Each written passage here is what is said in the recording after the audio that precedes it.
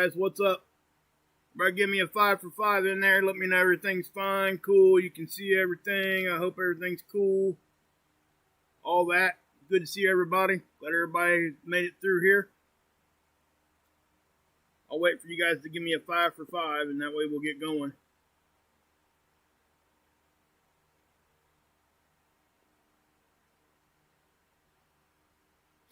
Okay, cool. All right. First, before we get into the geomagnetic storm here real quick, I'm going to try to be giving you guys a daily 10-minute or less space weather update. And I've got some stuff going on that I simply don't have the time right now, guys, to be doing live streams all the time. It's been a really busy time. And honestly, I just don't have it going. My daughter's going back to school. I got a lot of other stuff going on right now. And, So without going into, further detail with that, I'm going to try to do a 10-minute video every day. And just give it to you guys, just straight space weather. And I'll try to get on, once or twice a week, maybe in the evenings. Or if something happens, I'll pop on. And we'll do it that way. But until, my life kind of calms down, I'm going to have to do it that way, guys. I got to, do those kinds of things. So, anyway, we're going to jump on into this. Obviously, this is the Schumann. We're going to be talking more and more about this. There are a lot of details on the Schumann that people don't understand. And where the main misconception comes from with this, guys, is actually reading this tool. All right? And also, guys, like I said in my title there, I'm kind of like a squirrel, right? It takes me a minute. I got to get my brain back into center here, and that's why I'm going to do that 10-minute thing, just so you guys understand that. I jump around, and I don't like doing that, and I know I feel like I waste people's time when I do that. So that's why I called it the 10-minute squirrel challenge, space weather squirrel challenge. I'm going to try to stay focused. All right. So just so everybody understands, I just wanted to go into that for just a second. But again, we're going to get more into this right here, and understanding how to read the tool. That's where the biggest confusion comes with this. Okay, it ain't typically about what the Schumann actually is or what it's doing. It's actually reading the tool. You got to understand what this is. So. And again, I don't go into detail with this thing because, to be perfectly honest with you, I don't completely 100% understand it myself. I do understand the basics of what I'm looking at, and I know not to over-exaggerate spikes. I used to. You guys can go back and watch some of my other videos. When you see a big, huge swath of white on this thing, people start freaking out. And they shouldn't. Because I've dug into more about that, and, Verte and others have, showed me, hey, listen, we really got to pay attention that that's really not as big of a deal as what we think it is, because it just looks bad. It looks like it's a major thing, and it's really not. It's all about the visual representation with that. So, and as you can see here, guys, we had a couple little spikes, and the problem, guys, is we get channels out there that start blowing it way out of proportion. I mean, completely way out of proportion. If that was really such a major deal, it's been happening now since I've been doing space weather for years. Why isn't everybody out here with the zombie apocalypse? You know what I'm saying? I ain't saying it doesn't affect us. That's not what I'm saying. I think this is probably, when this thing really starts going nuts, for real, we're going to know. There ain't going to be no question about it. And I'm not saying that this doesn't affect us now, because I definitely don't think that, okay? I'm not saying that at all. I'm just saying we got to know when to say something's bad and when to say it's not. And to look at this and see a big white spike and then just blow it way out of proportion, knowing, okay, because once I figured that out, I corrected myself. And I hope that these other people that are doing this do the same. And I really do. I hope that's the case. So, but anyway, not much going on either way with this right now. We got a little bit of background noise here going on, but it is what it is. Okay, so here's the geomagnetic storm. Okay, notice first, no flare.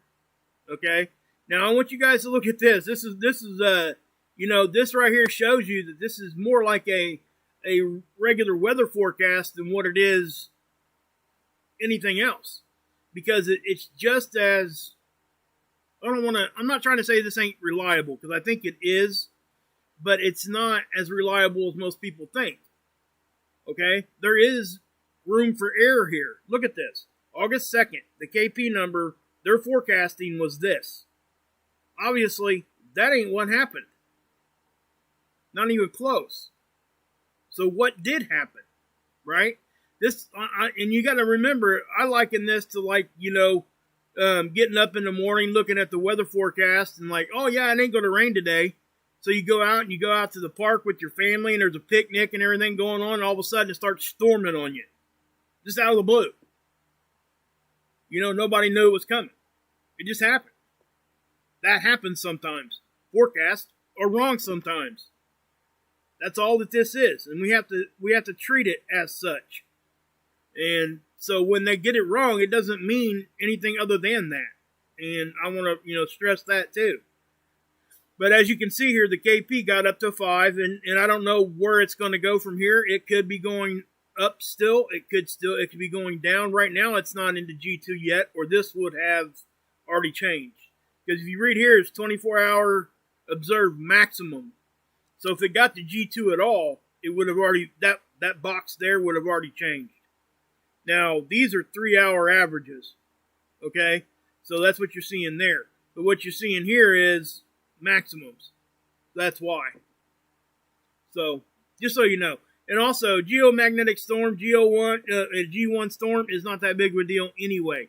What the deal is here, this was not expected. Okay, this is why I hopped on here real quick. Okay, so anyway, what you guys are going to see, guys, you're going to see aurora. That's what you're going to see. That's going to be the biggest thing that people are going to notice with this one. Probably unexpected auroras pop up. Watch this.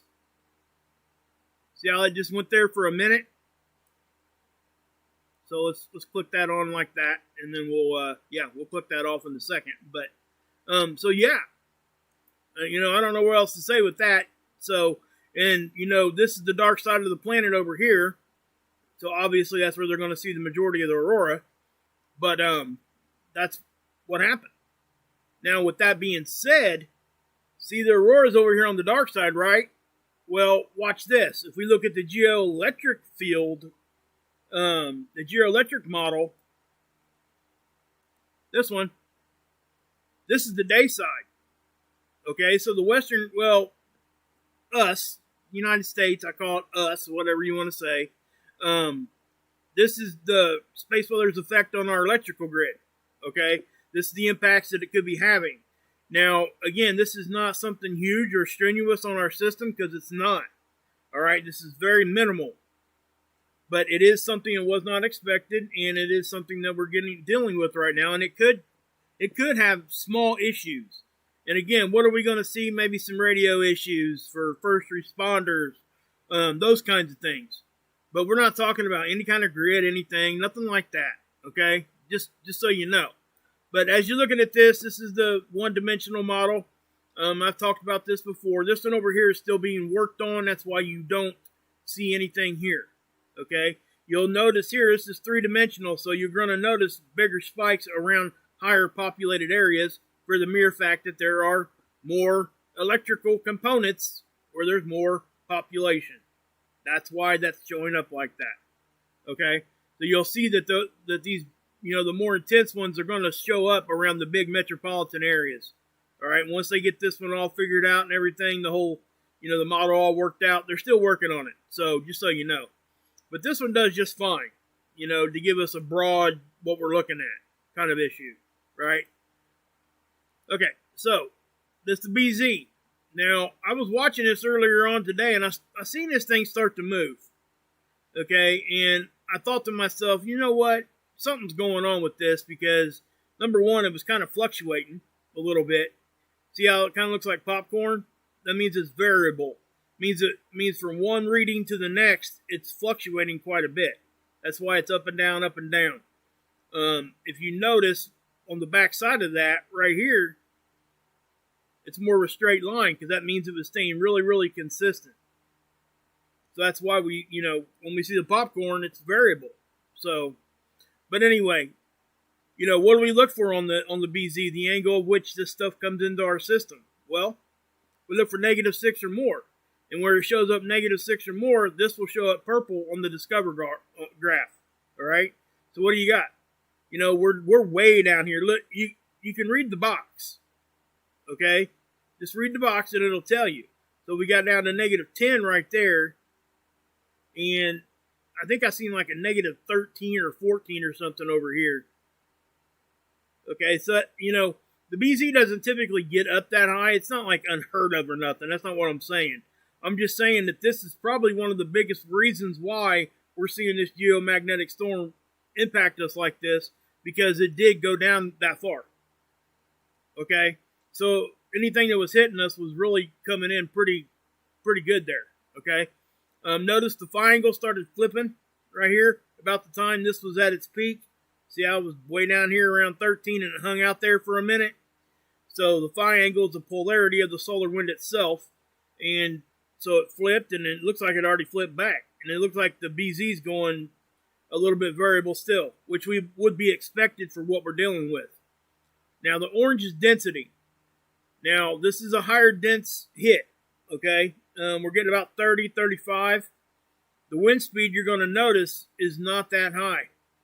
Okay, we're looking at 400, 425 maybe at the peak, maybe 420. Yeah, and for all you young people out there, 420 means a whole lot of different things, doesn't it? Just kidding. Anyway, but yeah, so you got the purple here, and that's, like I said, that's the wind speed. But the reason why we're getting this geomagnetic storm right now is the density in the BZ. Okay, that's the reason. Now, what's causing that to change? Right? So what are we talking about here? Well, let's go here first and show you the geomagnetic, this here, the magnetosphere. Yeah, spit it out, Wages. Come on. Anyway, you're going to notice here that this is pressure. I'll show you guys that here in a minute. I just want to get these ramped up and ready to go so we can just cruise right through them. But you see the speed. Now, this is the one, you're not going to see this move a whole lot. You're going to see it move, but you're not going to see the real dark reds, very much of it, okay? Notice see how flat our bow shock is right here? That happens when we get hit and we start pushing back, okay? Well, our magnetosphere will actually react before the solar wind even gets here, okay? We'll start puffing out. It's just what happens. That's how the magnetics work. So as you move it, see, you're not really seeing a whole lot there, right? See how hardly anything moved there? The speed was not that a big deal here. Okay? So if we go look at the density, this is where you're going to see it, probably. I haven't looked at it yet. So yeah. That's exactly kind of what we see. Notice how the density is the darker colors. That's the higher dense. So I would imagine if we went back before this, see, yeah, it was. See how it was closed up here? Just like it typically is. This is lower dense behind our bow shock usually. Alright, so as we get hit, what happens? Well, there you go. The density started getting through. But notice, even on this, you can see kind of like the BZ angle itself is tilting. You're starting to see that. You can see it even here on the pressure. Now, this one's kind of, is what it is, This is just pressure, magnetic pressure. So out here is when we got hit. Notice you got our bow shock out here pushing. Also this, okay? We got secondary stuff going on here too that we've never talked about. And I'm not going to talk about it now. It just takes too long to explain. But for basic stuff here, guys, we started puffing out to block ourselves from this. Now notice though that the angle started changing. Okay, you can clearly see it. Now, and then once it got in, look what happens. The pressure just builds. That's typical. Now, I know it looks like a lot of pressure, and it is. That's quite a bit of pressure. I'm not going to say it's not. But what I will say here is that it's not something that we wouldn't expect. This isn't something like crazy. We've seen it like this before. We'll see it like that all the time. But you can definitely see where it definitely is. Our BZ's gotten tilted down, and that's why the angle's there. Everything just had to be correct. So what caused this? Well, if you guys remember, we're going to go over here to seeds. And if we go back 3 or 4 days, this is what I do when I see this stuff. I just remember we were having CMEs and stuff pop off the sun. You guys remember, and they were front side, and a couple of them were slated at the beginning to hit us.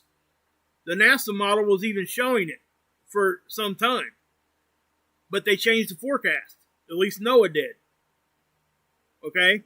So this is back on the 28th.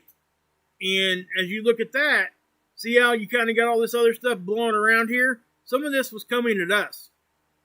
Now, it was Earth facing. I actually said that in one of my streams. Okay, I said it was Earth facing, wasn't sure if it was going to hit us. If it did, it wasn't going to give us that big of a deal. So, you know, that is what it is. But it does look like that's what happened. Okay, we had that CME, it's hitting us. There's no other, really any other explanation for it. Unless you want to go down the road of like a stealth CME where nobody's seen it. But I think that's what happened. I think their forecast is just wrong. I think they missed the CME, is what I think. We'll go back here and we'll look. Now that's the 29th. Let me go back another day. Okay. Here's that one that they had on the NASA model was coming right at us. Okay. It wasn't supposed to be strong. But then I think they changed the forecast and said it was going to go north of us or whatever. But it looks like it's hitting us. So I think that's what's going on. I think we got hit with this. And even looking at this on Stereo A, because this is the side view, right? Satellites here, Earth's over here, kind of thing. 45-degree angle like I've talked about. So, yeah. So I think that's what's causing this, guys. You know, that's just, again, my opinion, and I'm sure that there'll be some updating on the forecasting, and I'll come back with you guys tomorrow and give you guys an update on what they're going to say is causing this. But so as I look through this, we're not going to look at SDO. It's not necessary right now. Nothing really is going on right now on the sun. I guess we could look at this real quick. We can look at today's seeds real quick. Now that's today. So as you can see, not really a whole lot of action going on. The only kind of action we could possibly see. No, there is one thing I do want to show you. I forgot about that. See your Spaceweather.com got it? Yep. Okay. Now, you guys remember me talking about sunspots and their positioning, right? 95% of them are within 30 degrees latitude of the equator. Right? Remember me talking about that? So anything outside of that, only 5% fall outside of that. We've already had one this sun cycle like that. And it's not, like I said, it's not that unusual. And if we're going to see them outside of that, they're going to happen early on in the sun cycle typically. And that's kind of what we're seeing. Now, this one isn't an official sunspot yet. Okay? But it is pretty far south again. Regardless, that's active area pretty far south. Typically, this stuff hangs around the equator of the sun, guys. So that is something that we're going to watch. Now, it is, like I said, we are early on in the sun cycle. So that falls in that. So we'll leave it at that for now. But we'll keep an eye on it and see if we start seeing more and more of that. So what are they saying here? Okay, they're saying a dense wave of solar wind just crashed gently against Earth's magnetic field. They must not have updated it yet. It says this could be the ripple from a passing. Okay, yeah. So they're basically saying exactly what I said. So they kind of agree with me, I guess. They had a CM. They're saying that CME that could have been hitting us is really close, and it kind of pushed some dense material. Is what they're saying. Dense particles our way, kind of like a wave, like a boat going through a water. That's just same kind of thing. But yeah, so they're kind of agreeing with what I'm saying, unless we actually got clipped by it, which is possible. But I'm not saying that that's 100%. Again, yeah. Noctilucent clouds, we still have them. Those are going to slowly start fading away as we get towards fall. That's what happens. Fall and spring, we typically don't see a whole lot of these. We see them in winter and summer in both hemispheres. Okay? Summertime in one hemisphere, summertime in the other hemisphere. That's when we see them. So, yeah. Alright, now, earthquakes. I know we had the big one the other day, and I didn't really report much on that. I don't think I even mentioned it. But that was the biggest one that Alaska had in years. If not, I mean, it was like a big deal. But the positioning of it was, if we're going to have a big one like that, thank God it was there. That's just what happens. But this one here just popped off just a few minutes ago. Now, again, when you start seeing these big ones and stuff around the equator and stuff, sometimes, I do think that space weather does affect this, guys. So you can go with that or you can't or whatever. But, yeah, that's just my opinion. So, there you go, guys. I am going to pop off here. I just wanted to come on here and let you guys know we are geomagnetic storm level, and I'll watch it. I don't think we're going to go up anymore, and this is why. Let me show you real quick, and then we'll get out of here. If you notice, the BZ and stuff is starting to level back out, and the density, even though it's high, is leveling off also. Okay? Sometimes when we take bigger hits, this thing is really fluctuating. Plus, the wind speed itself is dying off. But, I'm not saying we can't get another little surge, but it is what it is. So, but anyway, guys, I will be giving you guys, like I said, I'm going to try a different thing here. I'm going to try to give you guys a 10-minute or less update. It may even be recorded. It's probably not going to be a live stream. And that's what I'm saying. And then after that, I might do one live stream a week or just whenever I get the time, guys. So,